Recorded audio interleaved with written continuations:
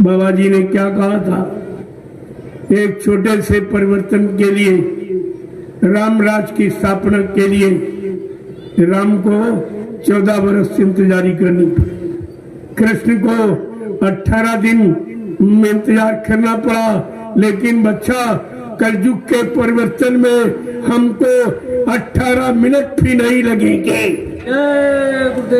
ये कितनी बड़ी बात। कलयुग सबसे ज्यादा खराब, लेकिन उस खराबी, उस गंदगी को दूर करने के लिए महापुरुष क्या कहता, हमको 18 मिनट भी नहीं लगेंगे। ऐसे समर्थ मालिक को आपने बुला दिया जो धरती मंडल पर कभी नहीं आया। यहाँ गुरु आते रहे, संत आते रहे, सदगुरु आते रहे, लेकिन अनामी महाप्रभु कभी नहीं आया, पहली बार आया।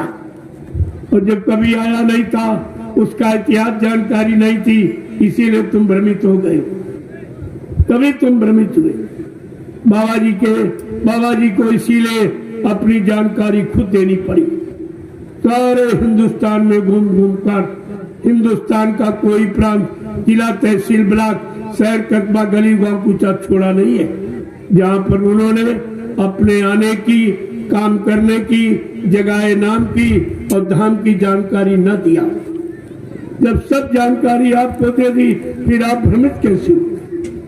कैसे बोल गए गुरु को बच्चों को कैसे बोले? क्योंकि गुरु के बिना इस भवसागर को पार करना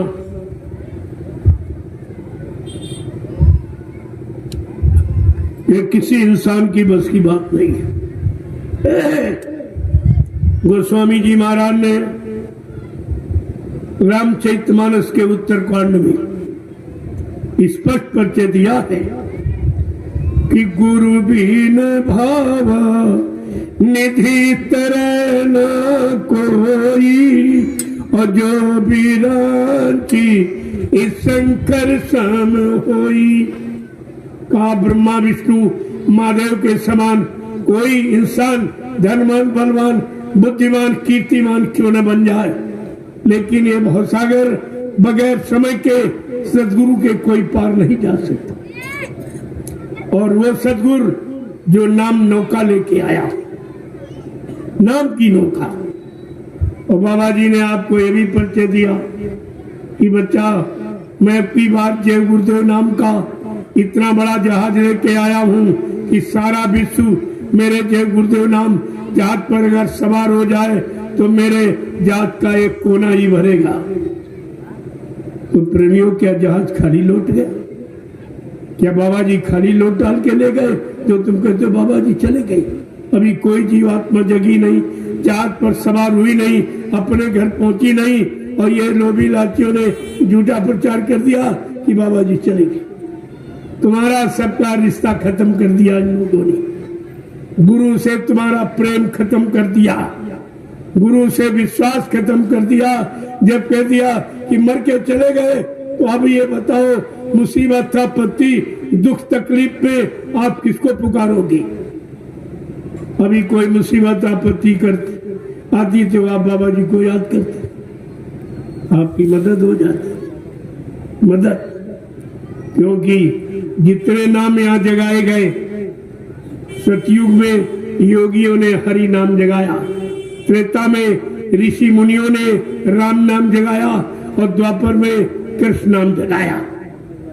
लेकिन इन नामों ने ये वादा नहीं किया, ना हरि नाम ने वादा किया, जब तुम हरि नाम लोगे मैं तुमको मिलूंगा, मैं तुम्हारा काम करूंगा, ये वादा नहीं किया। राम नाम, सीताराम ने भी ये वादा नहीं किया, जब सीताराम तुम हमको पुकारोगे, नाम लोगे, मैं मिलूंगा, तुम्हारी मदद करूंगा, ये वादा इनका भी नहीं। कृष्ण नाम का भी वादा नहीं, जब तुम कृष्ण नाम लोगे मैं तुमको मिलूंगा, मैं तुम्हारी मदद करूंगा, ऐसा कृष्ण भगवान ने भी नहीं कहा।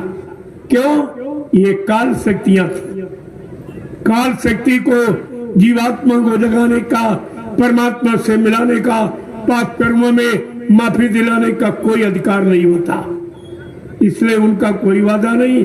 और बाबा जी ने आपसे वादा किया, जब तुम्हारी मदद कोई न करे, सहयोग कोई न करे, तब तुम बच्चा जय गुरुदेव नाम लेना, मैं तुमको मिलूंगा, मैं तुम्हारी मदद करूंगा, शंका किस बात की?